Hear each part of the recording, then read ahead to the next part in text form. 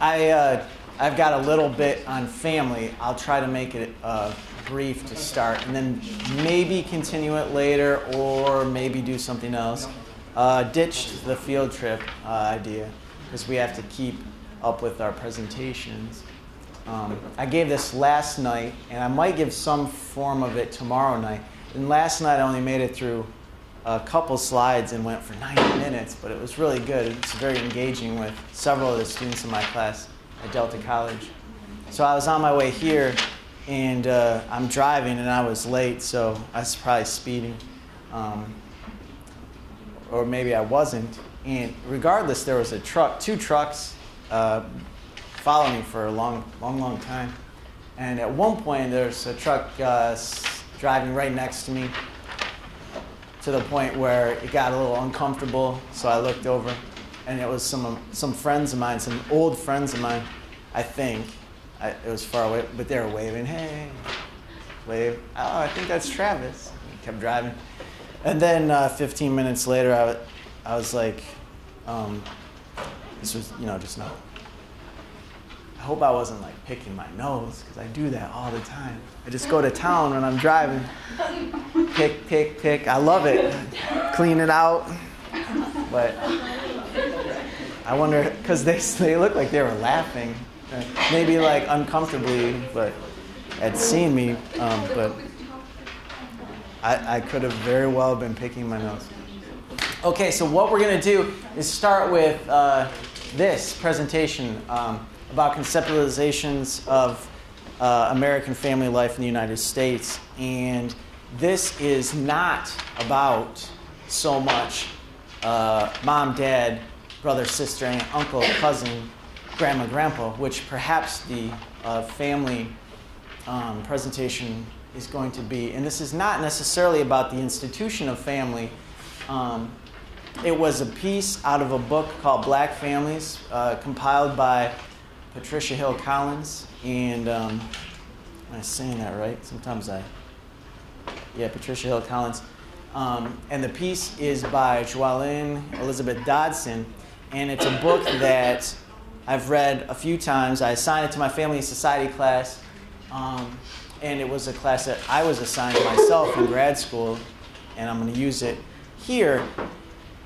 And really, I delved into it, and I created probably more than a dozen slides really on theory. So although the title is about African-American family life in the United States, categorized African-American, social institution family, phenomenon life, geographic location United States, right there. At the end of this, you'll probably go get your Starbucks and you'll say, how again was that about African-American family life in the United States? But the important thing is, really, I think here in this conceptualizations, and also at this point within the semester, still trying to really refine our perspectives. I teach Intro to Sociology, and I get the same outlines over and over. I'm going to find health disparities. I'm going to find poverty disparities. I'm going to find crime disparities, gender disparities. I'm going to observe students in a classroom. It's all fine. But really, at some point, there's some points along this semester journey where you could sort of shift it into the next gear and really go deeper into your thought. You don't have to. It is an intro course.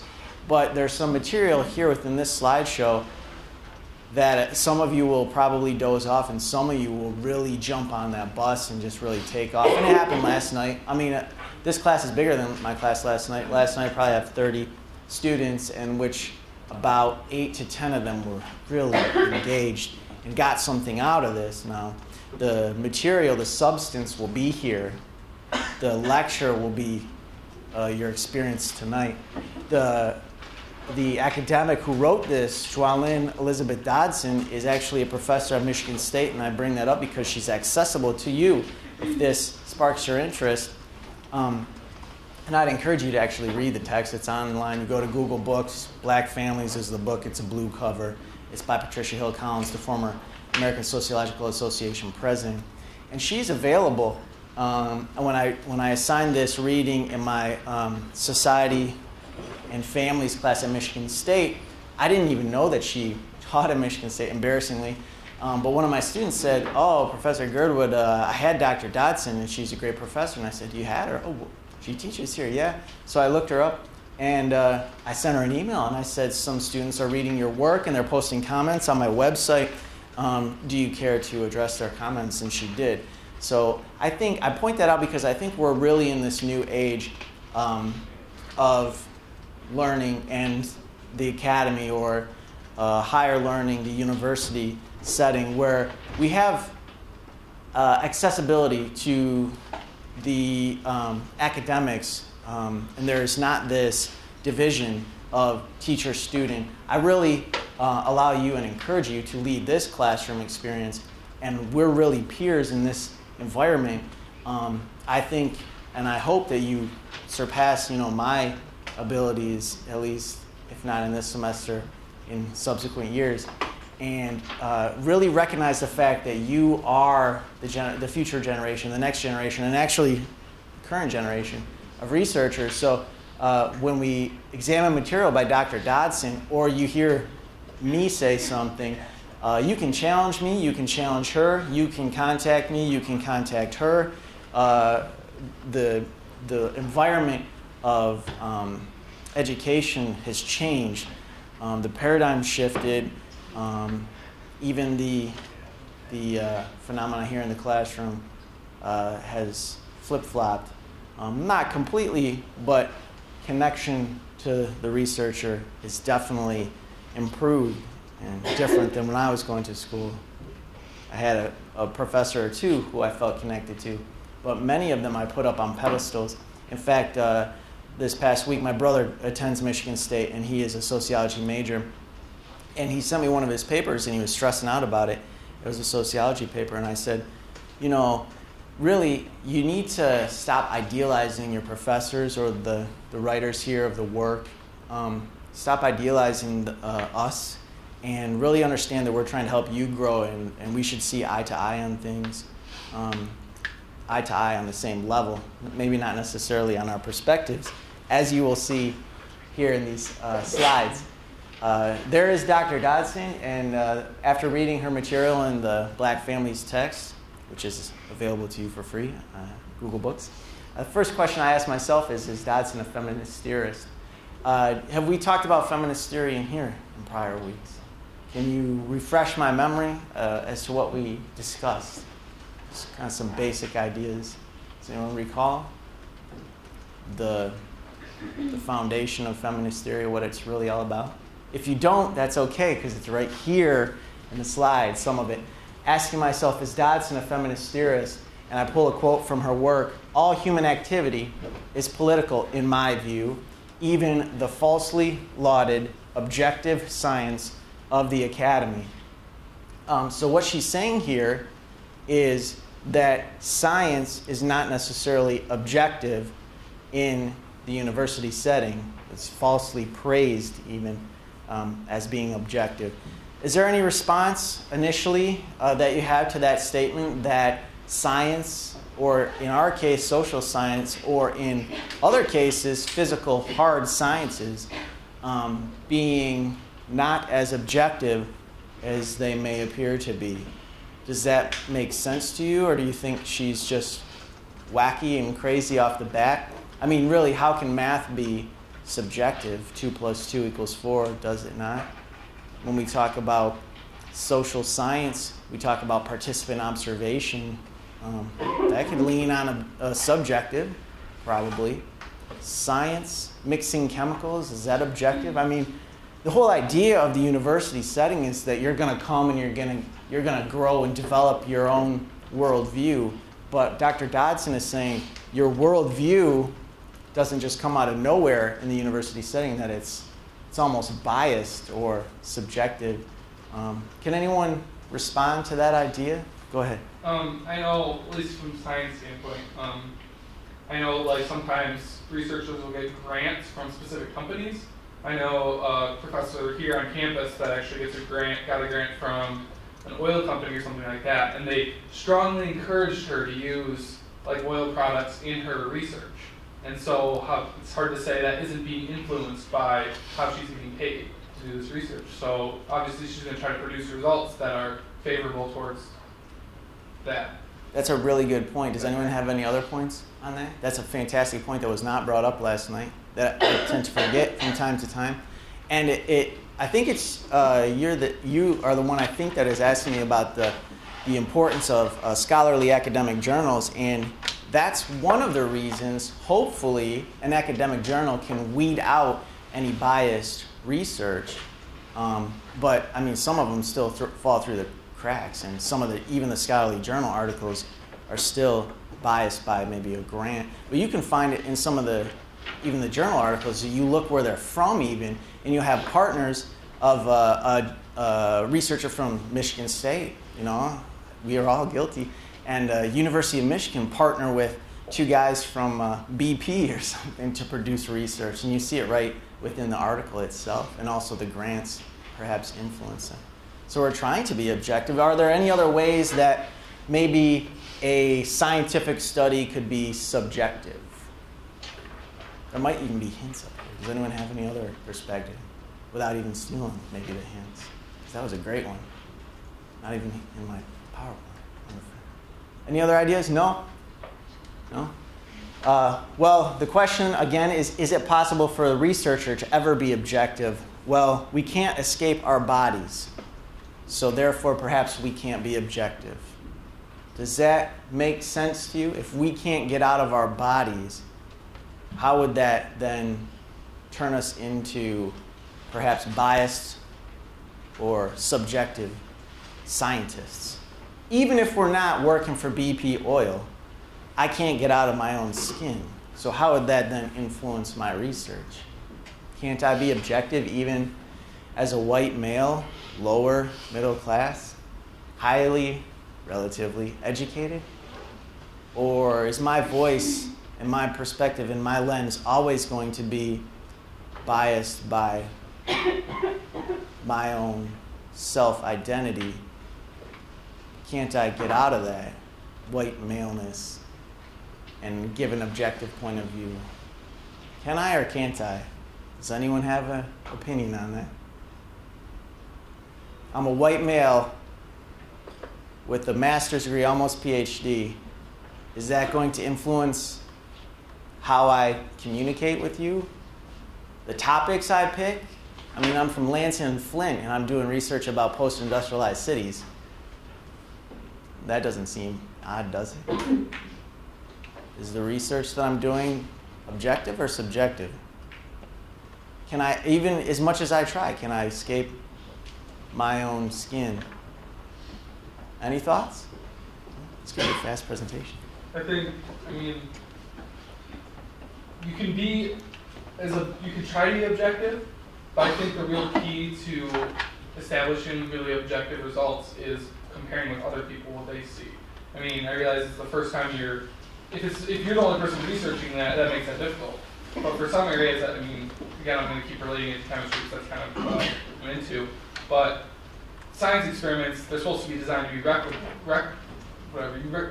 them. Uh-huh. So if you can't do the same results over and over, then there's got to be something going wrong with the way you're doing it if you're not being objective enough with your results.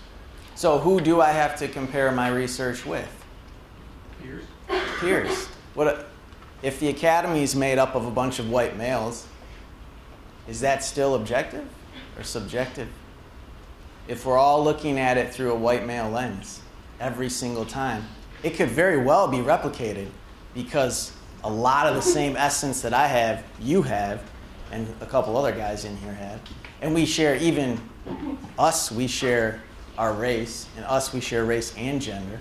So if we're going to replicate these scientific experiments and we're a lot of the same person, the same identity, perhaps that would slant it and we can't escape that. Maybe. So we cannot escape our bodies. This is one of the things that feminist theory is based on. It's not necessarily a girl power movement.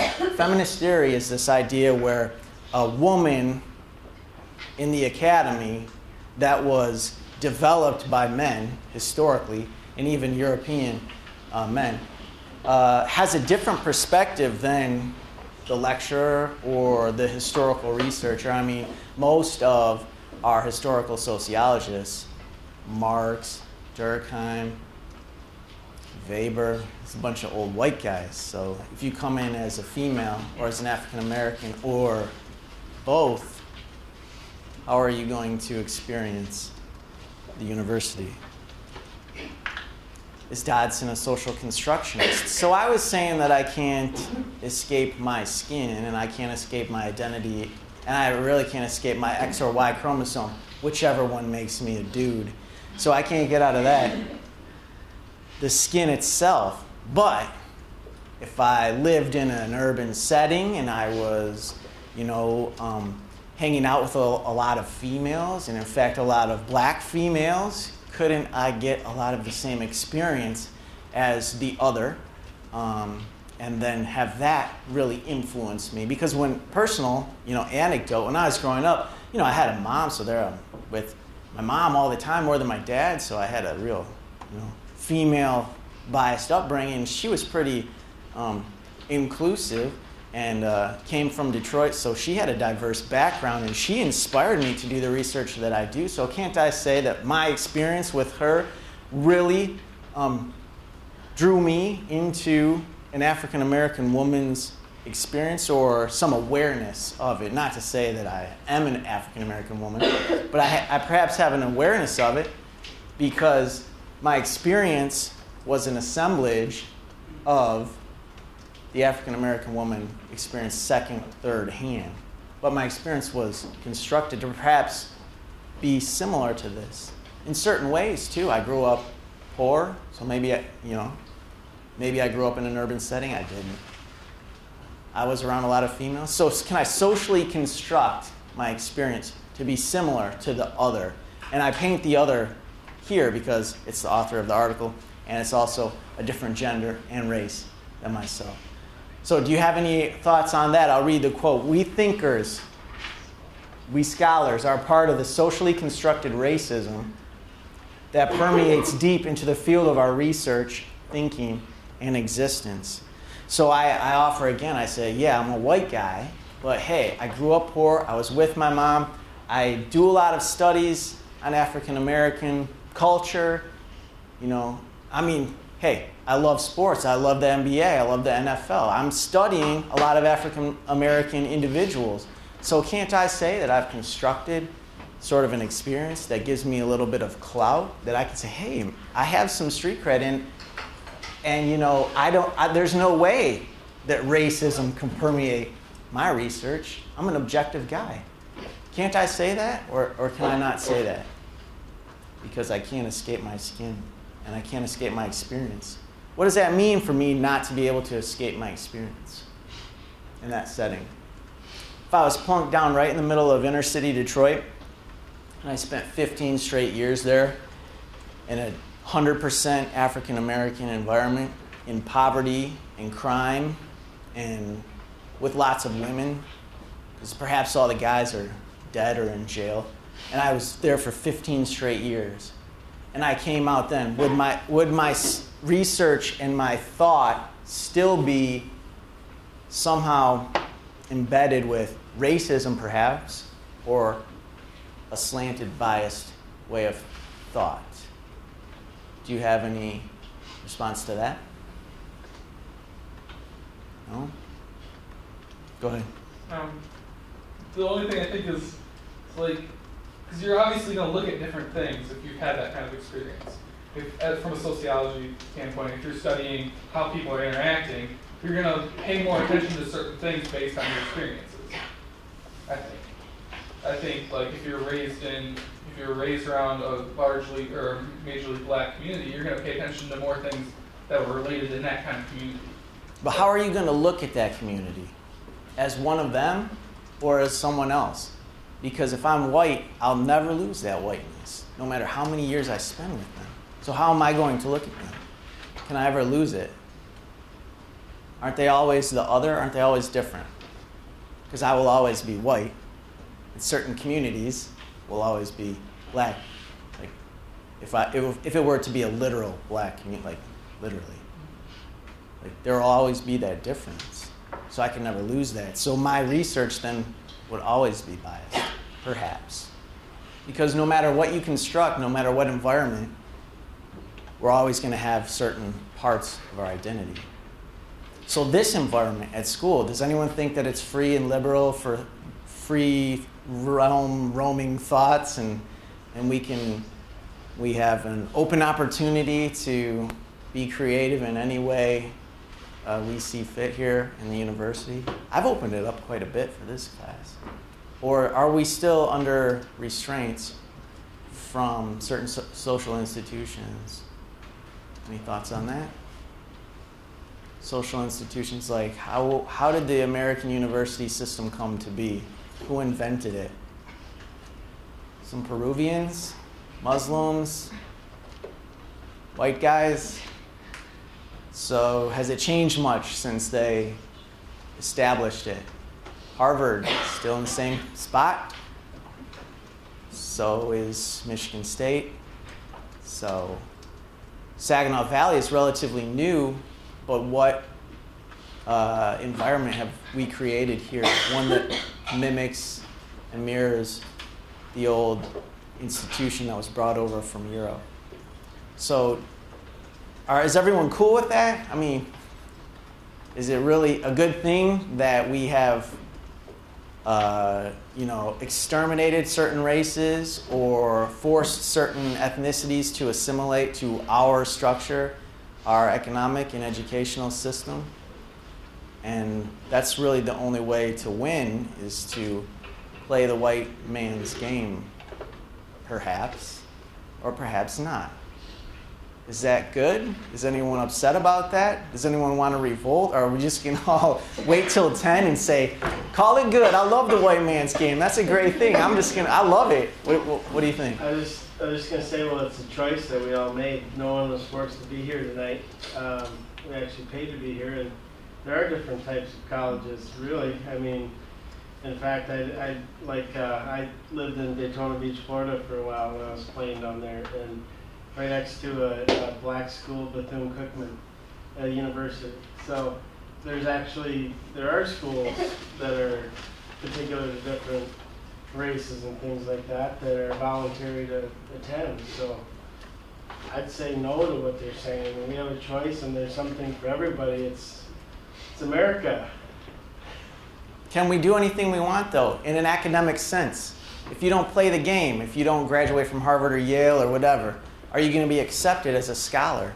If you go to one of these left of center or right of center schools, are you going to get published in an academic journal? Probably not. So you're not going to win at that game. You can go do your own thing, but you still can't win the American game. You'll win your own made-up game, But if we're playing by the rules, the American rules, you got to play in the American ballparks, and those are the universities. So, I mean, there are those schools, but that's very segregationist too. I mean, there's assimilation, that's one thing, but to keep it all separate, is that a good thing? I don't know. What do you think? Because someone like Dr. Dodson, I'm assuming, feels frustrated. I could get her perspective, but she's at Michigan State, and put it this way, a black woman did not found the institution, nor the way it operates. And I think that she may experience some conflict or some struggle in having her voice, her distinct voice, both as an individual and as an individual whose identity is perhaps socially constructed and also very unique. But we're all cool with that though, except for two guys? I get very revved up. She's a lot more revved up than me, but we do get the response often from students who don't get as excited about that. It might just be too hard to grasp how screwed we all are. The social construction and black feminist thought interwoven. Patricia Hill Collins, who's on the previous slide, that's her. She's a former American Sociological Association president, and her statement here is that African American women have been neither passive victims nor willing accomplices to their own domination. As a result, new work in black women's studies contends that black women have a self-defined standpoint on their own oppression. So this is a self-defined standpoint, really a foundation basis of feminist theory, self-defined standpoint. And she says that black women are neither passive victims nor willing accomplices. Can anyone restate that in how I've put it already in the lecture? So the black woman in the academy, the researcher, not a passive victim nor a willing accomplice. Do you need me to tell you what that means? I'm more than happy to do that. Can anyone tell me? No? What do you guys read when you go home? Us Weekly? That's not a knock, I'm just saying. There are things that can help you understand this. I mean, and it doesn't necessarily, it can be the course text, but I encourage you to go farther than that. So what I've been saying is African American women's in a university setting, currently, I believe, or I hypothesize, just my opinion, I have nothing to back it up, truthfully. I think a lot of African American women right now are perhaps passive victims. Come to the university, don't understand what type of institution it is, get the degree, and play the game, and live the life, and end of the road, and that's it, and don't understand the experience that has been almost created for them. I see that as a passive victim. So she would argue with me. She would definitely win. She's way smarter.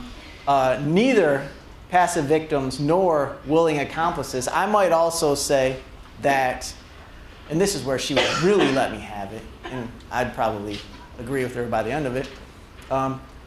African American women in the academy, not willing accomplices. So I've also put out the point that a person who does play the game, especially to the level of PhD at Michigan State, is almost, I think, sort of the point he was making back there, saying that we all have a free choice in America, and if this is where you want to be, you pay the money, or you got the degree from Harvard or Berkeley, and you go become a professor at Michigan State, you are a willing accomplice to the system.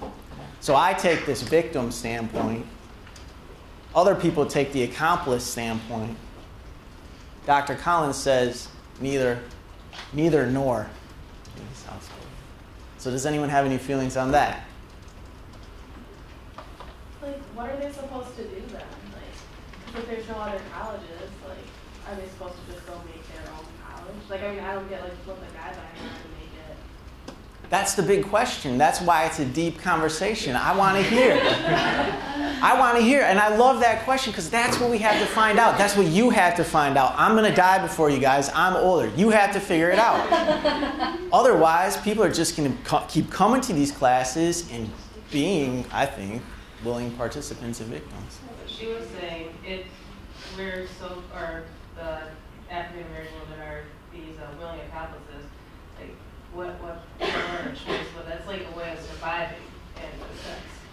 Because if we're willing accomplices, at least they're getting somewhere, and later on they'll be able to get what it is that they want. But who tells them what they want? Because think about the discussions we had about unions, in that you could be getting paid 10 cents an hour just in taking it and saying, oh, thank you, I'm going to go get my soup and I'm going to survive. Or you could organize a movement, as the unions did, and say, I'm not going to take this 10 cents an hour, this is bull crap. I want 10 bucks an hour, okay? This is what I want. So you can throw rocks at a window, or you can form a group organized as a million and go bust down their door and say, no, this is what I want. But people right now, I think, are really taking a little bit less than what they might really want. Well, I don't understand, like, who is she, or who are they to say that's not what they want? They don't want to go to college, and they don't, like, that's what they want to do. They want to go to college, they want to get a job, they want to be members of society. I don't. Who's to say it's not what they want? Because look at who made it. Okay, they didn't make it. Think about historically, just from a broad sense. We come over. I say we. I wasn't on a boat. But that's what I was talking about earlier. I can't escape my white maleness, no matter how much I try. So Europeans came over here, and then go and get a bunch of Africans and enslave them here, and then generation after generation, and now they're in our system. When if we would have never done that, they'd be in their system perhaps still, or maybe they would have taken over Europe. That would be an interesting story.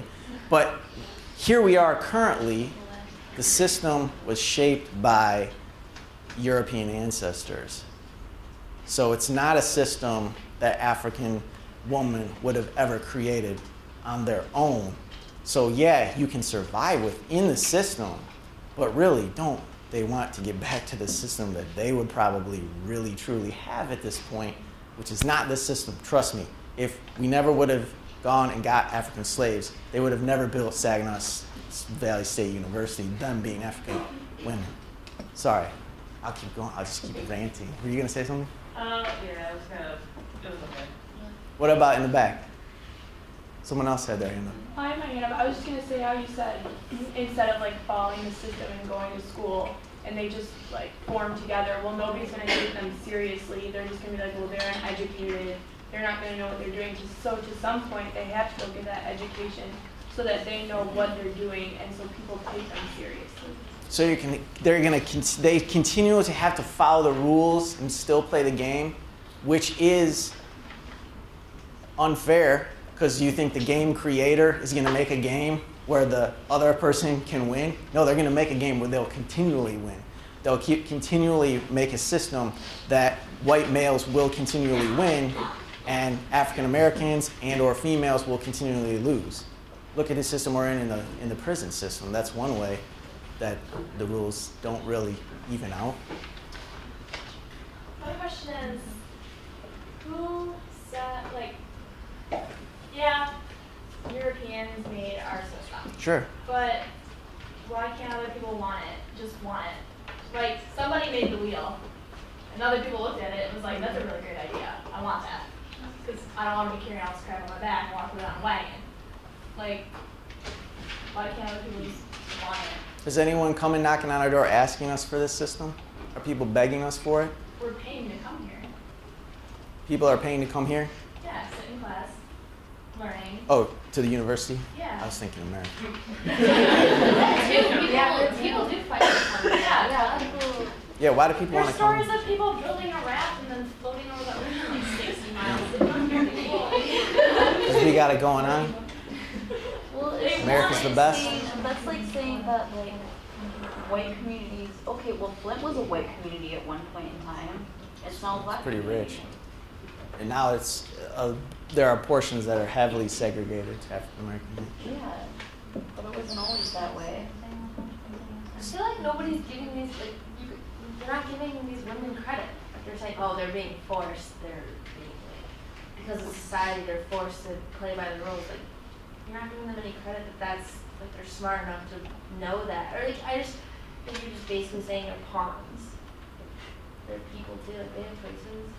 I called a future cop a tool last night. I think I'm going to get in trouble. It's true. If the black women or women in general had created the game, then how would the rules be so different? Like, what do you think?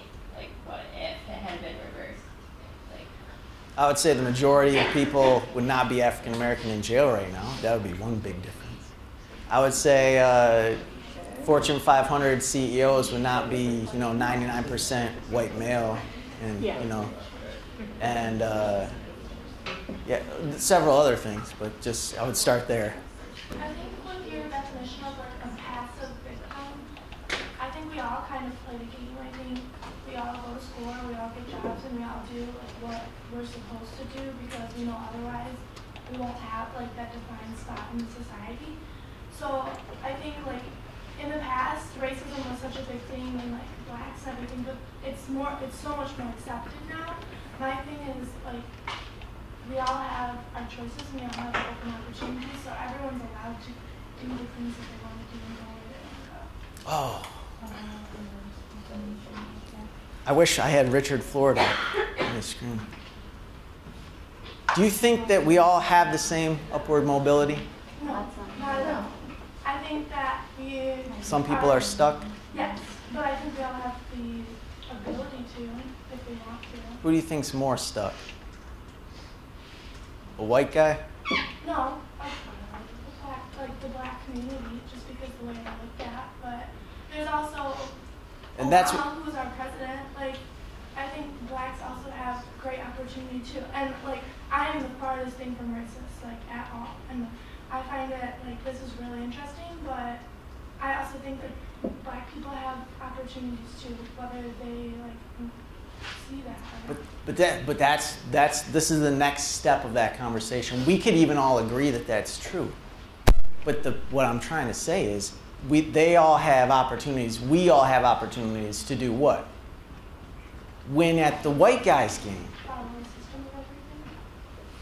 Yeah, Obama even had to play the game also because he had to go to Harvard. He was also raised by a white parent too.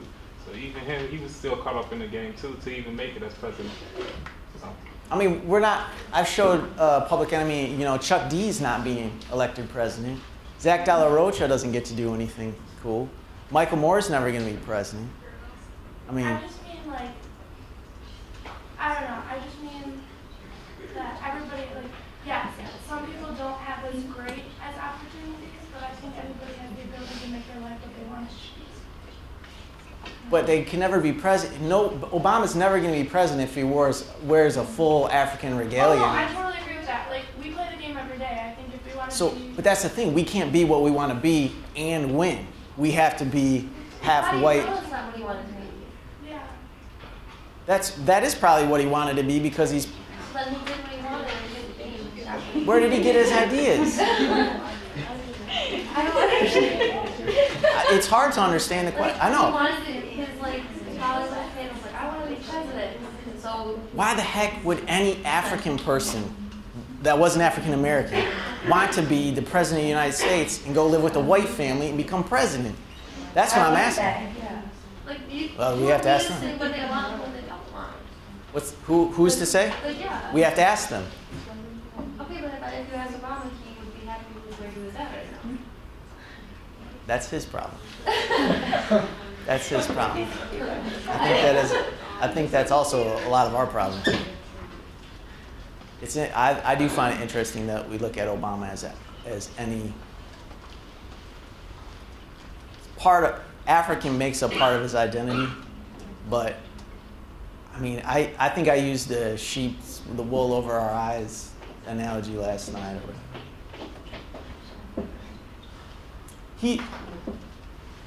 I can't explain it. You'll just have to continue to think about it. So again, the intersection, this is going off the last slide. Black women have distinct political and economic status that provides them a different point of view. Paid and unpaid work. Types of communities in which they live, kind of relationships that they have with others is going to make them different than other folks as a group. Because they're never going to lose their female, they're never going to lose their African American ethnicity. They're never going to lose the conglomerate or the socially constructed identity, which is apparent in their status. African American women as a group experience a different world than those who are not black and not female.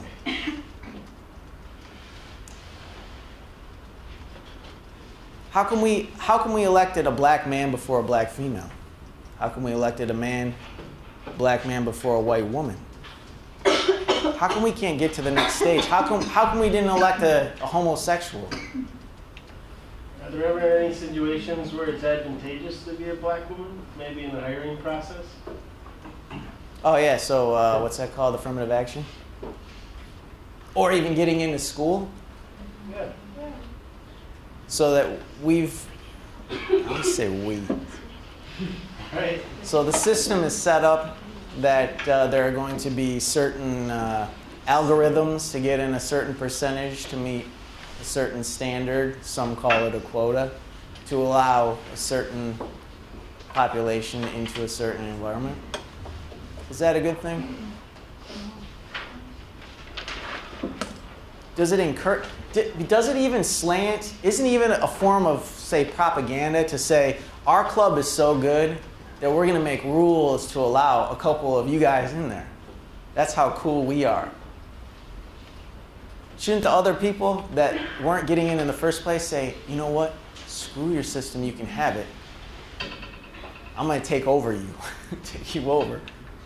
But why is there no revolt? There's no revolt because everyone just sits and just kind of It's a stares. political game, I think, where socially they need the companies or whoever need to look a certain way and be able to be, looked upon in the right way politically and politically correct the term.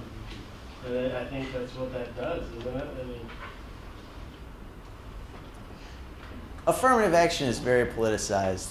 I tend not to like to talk about it because the ideas are better to talk about than the actual practice. It's been manipulated way too much. Does anyone have any thoughts on affirmative action now? Who would? Why would we even talk about affirmative action? It's not even important. Other people will probably vote for it. We're all just fine and dandy. Experience is thought and interpretation is reality. This was the hardest one to get across last night. Experience equaling reality. So this is your one basic philosophy slide for the semester. So we're trying to figure out what is reality. And so, some people will say that reality is just the experience, the collective experience, if you will, that we all experience. Rather redundant. So, is that true? Can you even grasp that? Or is there just going to be some nervous giggling? This is a crazy presentation. This is from her text. I didn't come up with this stuff. I'm just delivering it. Slanted. What do you think about reality? It's the tree falls in the woods sort of analogy. Is reality just a collection of our experiences and our thoughts and interpretations of those experiences? Those are a different reality. See, we all live in America and we all think that we have opportunity and we all think that we have freedom, but there are libraries full of laws of what things that we cannot do. But we interpret our experience as being free and opportunistic with upward mobility. But what's reality? So the example I gave too last night was, if you're driving and somebody cuts you off and they think it was your fault and you think it was their fault, whose fault was it really? Both of you think it was each other's fault. But what really happened, what's reality? It's essentially just your experience. That guy's experience says the reality is that you cut him off, and your experience and interpretation says that he cut you off. So these are conflicting realities. So again, trying to get these deep ideas into your heads. If we have different experiences, is there then two separate and different and distinct realities? Does a male have a different reality than a female for this class, for example? Or an African American from a Caucasian from an Asian or an Indian or a Saudi Arabian? The experience will differ, so will then their reality be different because of their differing interpretation. Does everyone have their own reality? Yeah. That's the question, yeah. And then back to the second slide, does that reality then shape their research? Can we ever be objective? I think it has to, doesn't it? It does, and then what makes up our individual identity? Is it our race, our income, our gender, our sex, our family makeup, our geographic location? This lecture Right, all of it. Isn't it everything? Everything you experience makes Yeah. up your reality? You know, I would say probably yes. So your collective experience right now is 3 hours within a system created by the Europeans. So your reality, Obama's reality growing up was through this system. It was never, perhaps, a reality of someone in poverty or someone actually in Africa or what have you. So we all look at him and we see his shell, but what's his, real experience and his interpretation? I guess we'll never know. Somebody could talk to him and ask him. So are you kind of arguing that there's no way of putting yourself in someone else's shoes, really? Because whatever you perceive is going to be based on your experience, and you can't really know how other people truly interpreted this experience the same way you did. Sure. And that's why I'm highly qualitative in my methodology. Certain sociologists are very quantitative, and that might be the closest you can try to get to so-called objective point of view. And I really preach qualitative and ethnography a lot, and that's my sort of putting my hat into the ring of saying, yes, that is the only way that computer crash, that we can at least get a sense of what other people's experience are. Whether we can actually get to know them, I'm not sure, but we can collect data to then analyze it, and by talking to them or watching what they do, like an anthropologist that goes to a foreign land, I think that's perhaps the only true way that we can understand, human society. So, does anyone think otherwise? I mean, there's plenty of other methods out there than just ethnography. As in the case of the different realities, like growing up, I grew up with a single parent. We had like 7 kids in the home where, and each one of us had we all grew up, we all so different. And every one of us had like different experience with my mother. My mother taught us all, she treated us all differently.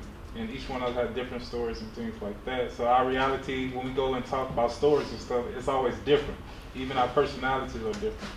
So we all do have different realities, even though we grew up in the same household. So, how are your outcomes as far as income and education? Are they varied or are they a lot the same? Varied. One thing I asked Michael Moore when we talked to him in my class was, he's from Davison, then he went and he was from Flint as well, and he grew up and his parents worked in the shop. So with you, you're saying the commonality was your mom, and with him, I was saying the commonality is our city and our socioeconomic status. So that guy, as has been said here, we have all this opportunity that we could all be billionaires. He became multimillionaire and a great filmmaker, And I asked him, how come you made it, he made it, and somebody next to him didn't make it? And he really struggled to answer that. So I would ask you, what do you think, and you don't have to answer right now, but if there are different outcomes that you've experienced, do you see one or a couple different things that may have turned someone this way, that way, this way, that way?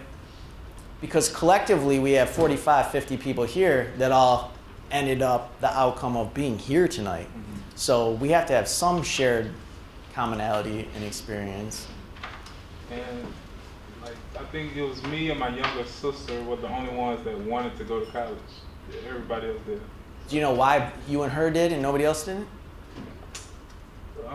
Well, sports really for me, to tell you the truth. I played sports my whole life, and she wanted to do nursing, so those are kind of 2 basic answers, but yeah. Well, that's interesting and coincidental perhaps, but I'll ask my other classes why they came, and a lot of them will say to get a job, and then a lot of other ones will say sports. I'll be like, why did you come here? To play soccer. This is the only place that will let me play soccer. I'm not talking specifically about you, Craig. I think it was a girl, actually. As athletes, we call it, having a fallback plan, because that's what they teach you. You want to have a fallback plan. We don't look at education as, our front run, the first thing. That's our fallback. If we don't have a sport as our job, we'll fall back on what we went to school for. So. It's kind of interesting too that you bring that up, because that's what I'm trying to do my movie on right now, really, is sports as a career. Because, I mean, that's taken right out of this whole system thing, that we have a whole system in America that's like, you have to put education first, and even this guy that I know that's a basketball coach of Everett, he says this morning, one of his tweets was books before ball. So we have this whole idea of you need a fallback plan and this and that. And my whole thing is, why can't certain kids just look at sports as the career and say, screw the whole education system and just go play basketball? There's a lot of guys doing it over in Europe right now that are making more money than me. So if you put in time, 12 hours a day, lift the weights, do all that you have to do, put as much time in the ball as you do in a school, can't you make a good career out of that? But no, people keep telling you have to go to class. And when you get into college, you have to pass the classes. And there was another kind of popular, infamous tweet from this past week. Athlete at Ohio State, a football player, tweeted, he said something like, class, this is stupid. I didn't come here to play class, I came here to play football. So obviously his perspective is like, why am I even here? And there is some, I wouldn't say the majority of athletes, but some athletes come to college and it's just like, why am I even here? Why are they there? Because the system makes them be there. Makes you be here. Makes us be here. Like, I have to be here. I mean, it's part of the system. I can't just go stand on the corner of Tittawasi and Bay Road and just get 50 students to listen to me. I have to play the game, and I perhaps don't really want to. So off of that, I don't know, if you guys ever seen the commercial about the NCAA, they have these people who will be playing basketball 1 second and then they're a doctor the next. Now, talking about what you were saying, I understand why it is that they're forced to be in school because the majority of student athletes aren't going to make it to the next level. Would I love to throw shot put as an Olympian? Absolutely, but the chances of that happening are slim to none. So, I mean, if we've got to have that fallback plan, or, I mean, for me, my education is more important than my athletics. But, I mean, we've got to have more than one plan other than just being a professional athlete. To what? Survive at the American Games so that you can eat? Because you could throw shot put and eat vegetables from your garden till the day you die and be happy. But people say, no, you have to make $45,000 a year.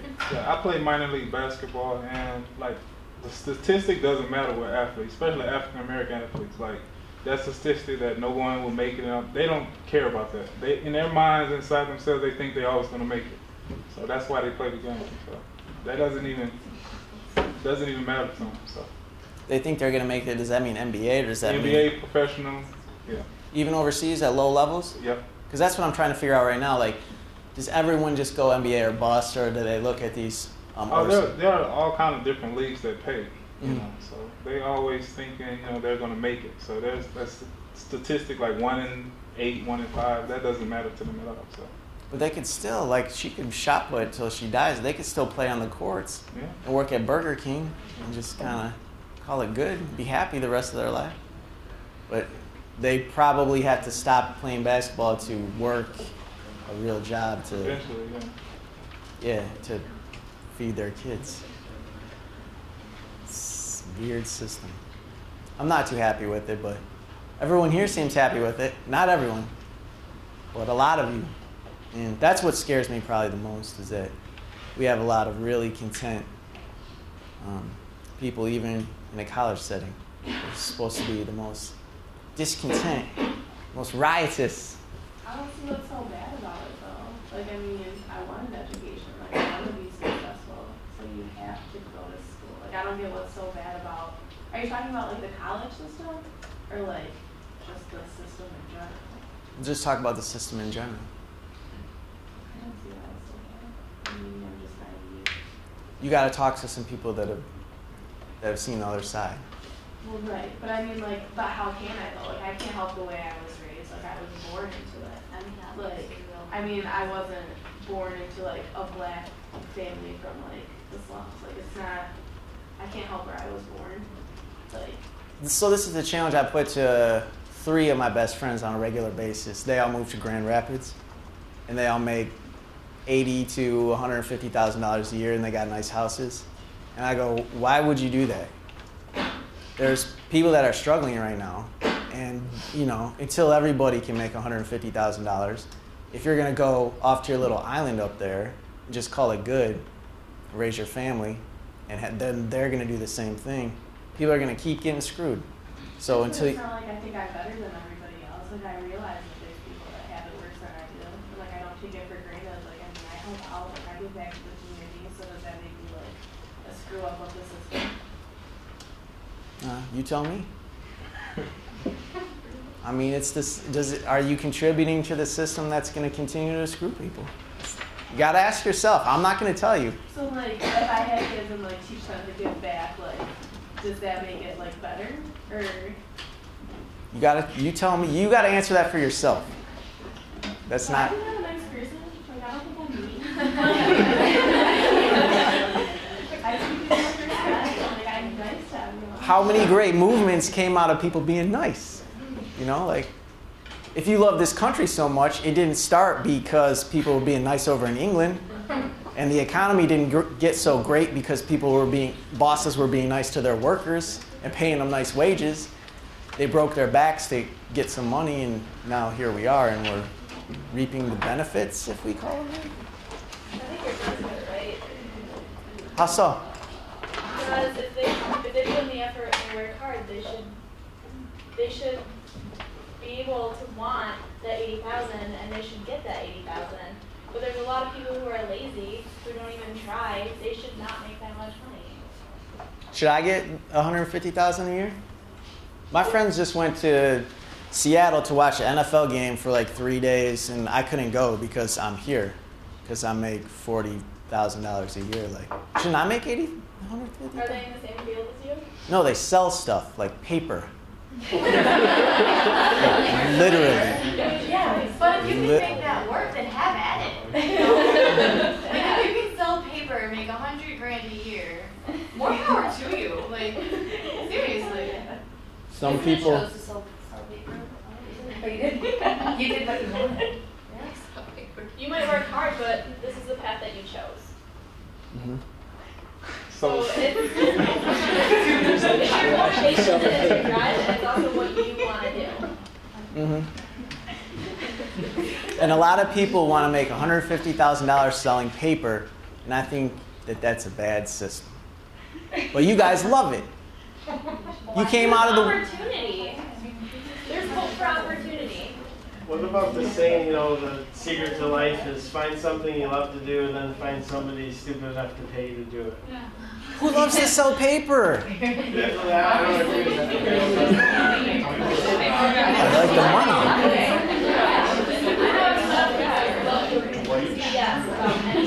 And they, as long as they can BS about something, they're perfectly content with selling paper. Like, if they don't do paper, great. They don't. So,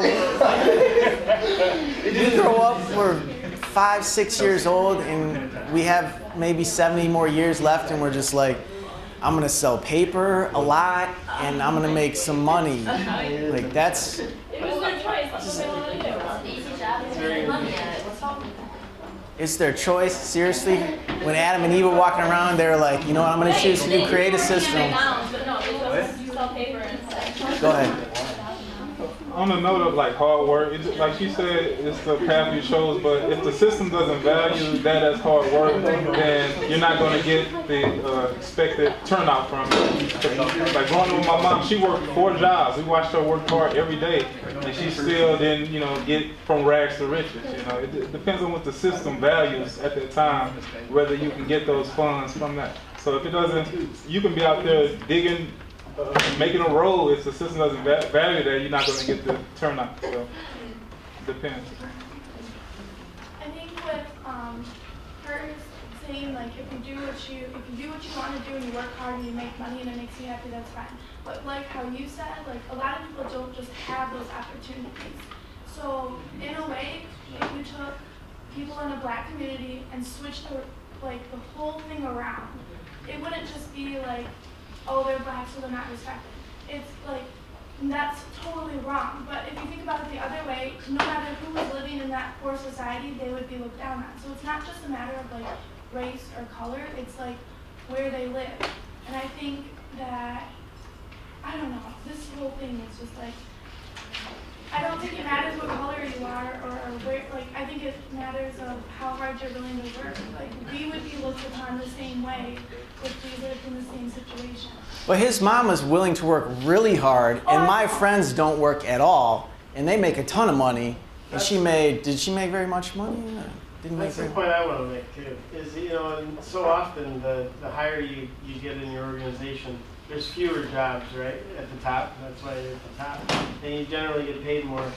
And, you know, you kind of do less, you know, the more you get paid. But in defense of that, because I've experienced this on a small scale, it's more volatile. So it's like you like talking about sports. You could think of a professional athlete. I mean, there's all these people that play college sports.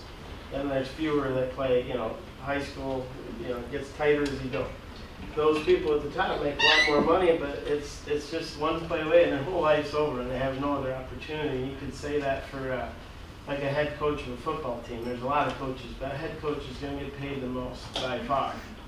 And everybody says, well, geez, I'm putting in all these hours, getting all these, you know, plays together, whatever.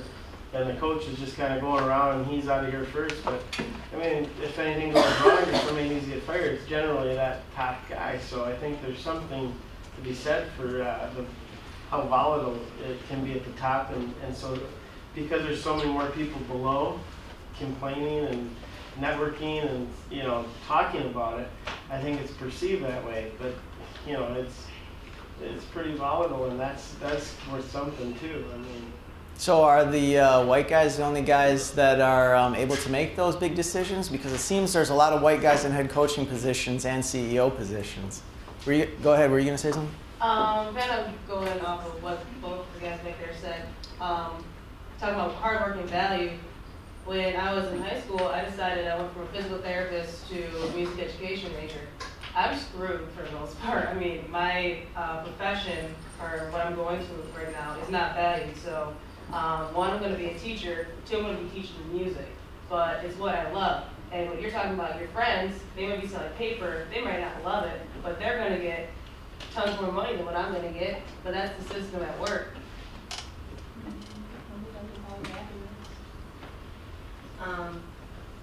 I disagree when everyone says that we all have the same opportunities, and if you work hard enough and you have determination, you can get there. Because I don't know if there's anyone that can tell me that there's not women that haven't wanted to be president or haven't tried to be president or fought for positions like that. We've never had a female president, and it's not because women lack hard work, but so. Yeah, but Don't you think that it's totally a trick that you all think that you can be whatever you want? I guarantee none of you in here is going to make $1 billion, let alone more than $1 million for maybe a couple of you. You're not going to do that. But I know, like, I'm going to teaching. I know I'm not going to make much, but I'm okay with it. Like, Yeah. that's what I want to do. So, like, I guess if you know what you're going into, it's, I don't know, it's not a surprise when you're Yeah, it's not a surprise for me, but I would definitely like to eliminate the $150,000 a year paper salesman jobs. No offense to my friends. Well, I think we can all agree that we all have equal opportunity to be happy, but we don't have equal opportunity to. What if smoking marijuana makes me really happy? I don't have that opportunity. Some people can't move. Poor people. I think one of the things that we're kind of just assuming here as a group is that if you are making a lot of money, you are successful. And I think to some extent I would argue that that's not always true. That just because you're making money doesn't mean you're successful. If you feel self-actualized, if you actually know yourself, some people might value that as success. Like, I'm successful in understanding myself. I might be homeless. But I understand myself. So to what extent are we just saying, well, if you want to be successful in white man's world says you should have a lot of money. Where I don't know if that's always true. Like, if that defines success as just having a crap ton of money and making money off selling paper.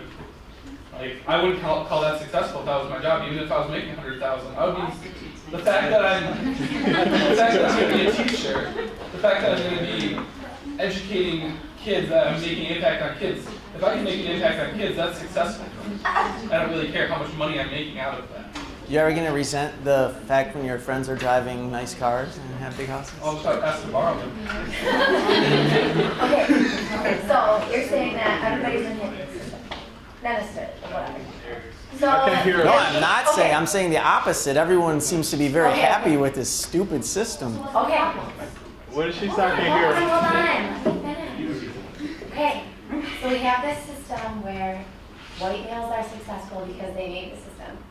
So if a black woman wanted to go and make her own system, then she can go make her own system, and then they're like, oh, well, the white people won't think that they're successful, or they'll just laugh at them. Why does it matter? It's their own system.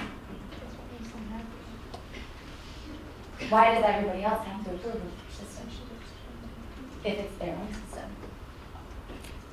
Well, I've already said I want to have a polygamous marijuana smoking system, and that will never fly. Because their system has to fall within our parameters. We have to go within that box. Okay, but why does their system have to follow? It does. I want to go run around naked outside and just go crazy or something. But I can't. I don't really want to do that. Well, you could. Yeah, I'd be put in jail. You can do whatever you want to do. You just have to be able to face the consequences with whatever you just choose to do. I mean, if you want to go run around naked, have fun, but be prepared when the cops come up and arrest you and naked ass.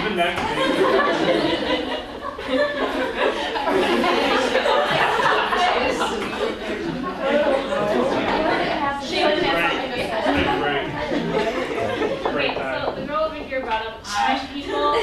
I mean, they have their own system. Everybody basically looks down upon it, but they still do their own thing. Everybody leaves them alone. Yeah. And like with African American women, I mean, there's Oprah. She was raised as a child. She went through a bunch of different things, and she's a billionaire now. She's the richest woman alive. So I just think it's what to make of it. Okay. See what you'll make of the break. Come back and we'll have class presentations. I'm a little concerned about the broken computer. Although it's pretty amazing because the discussion opened up after.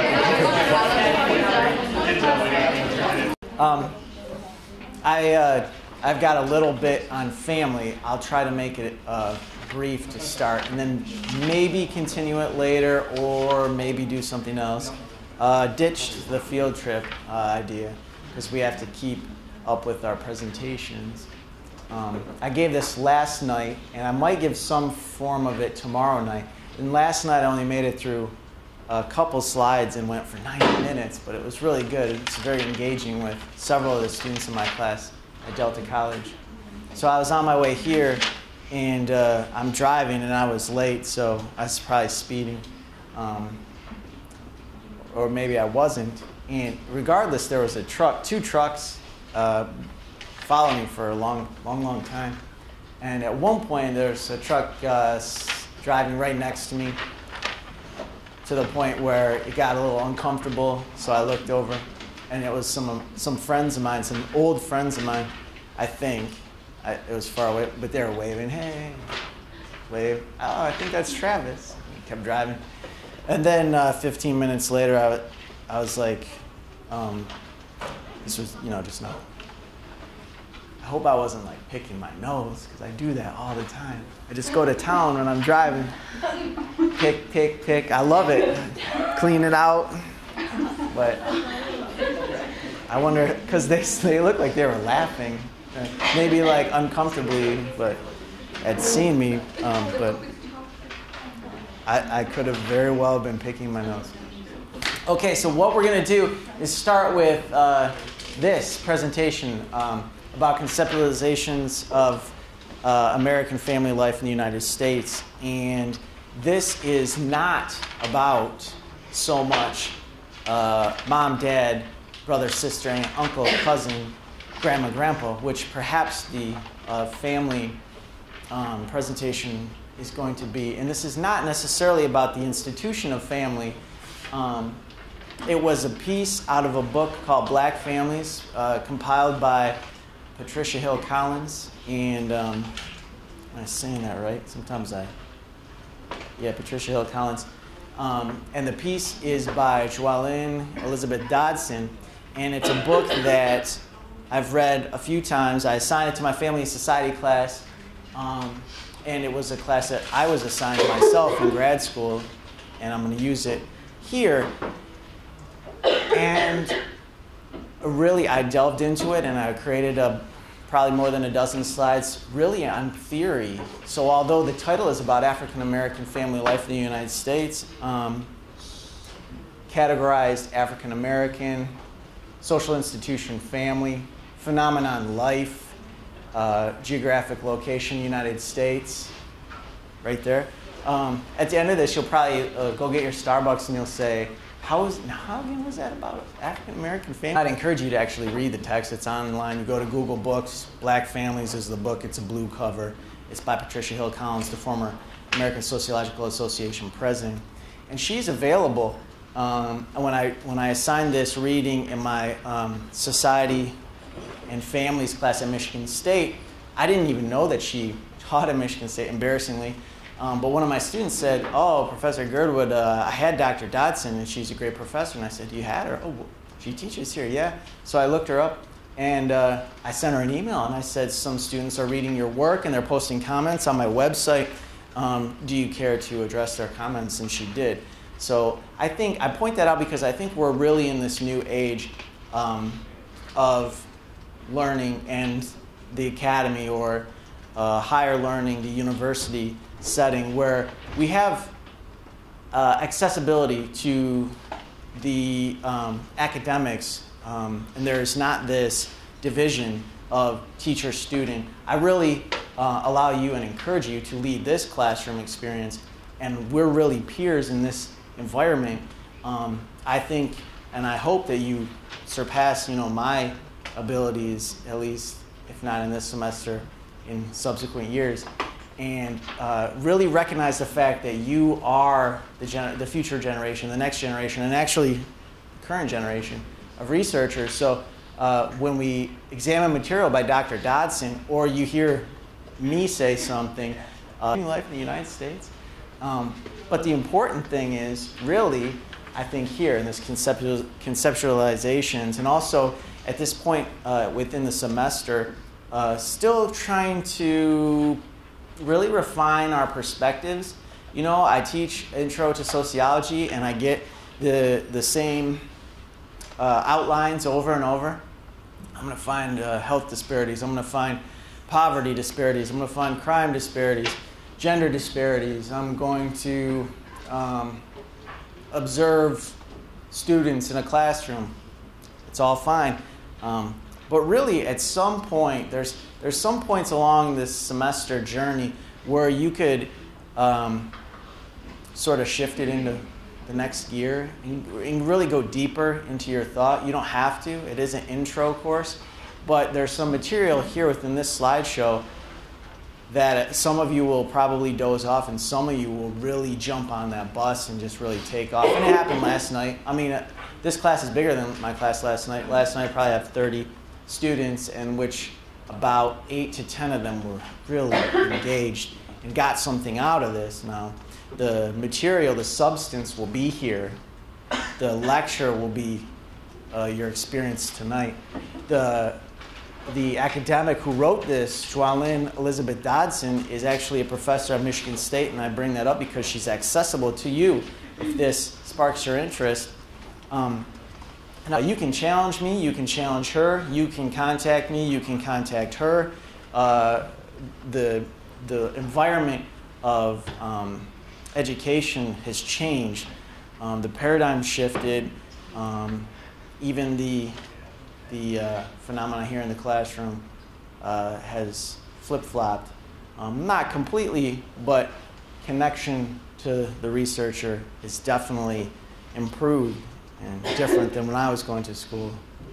I had a professor or two who I felt connected to, but many of them I put up on pedestals.